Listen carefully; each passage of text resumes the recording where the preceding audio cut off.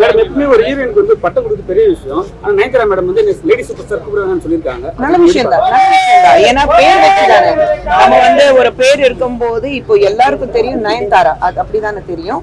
இப்போ எங்க காலத்துல பட்டம் கொடுக்கணும் அப்படியெல்லாம் நாங்க யாருமே பார்த்ததே இல்லையே.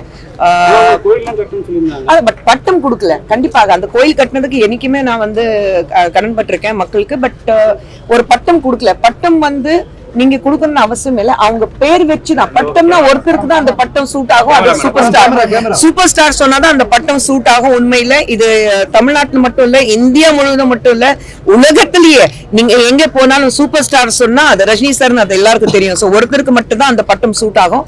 இது யாருக்குமே பட்டம் கொடுக்காம அவங்க பேர் வச்சு கூப்பிட்டு அது நல்லா இருக்கும். அது நம்ம ஸ்டைல் தான்.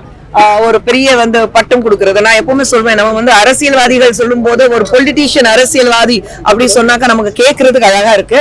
ஆனா பேசிக்லி என்ன சொல்லுவோம், அரசியல்வாதி ஒரு பொலிட்டீஷியன் சொன்னாக்கா பப்ளிக் சர்வெண்ட். சோ அப்படிதான் நாங்க இருக்கோம்.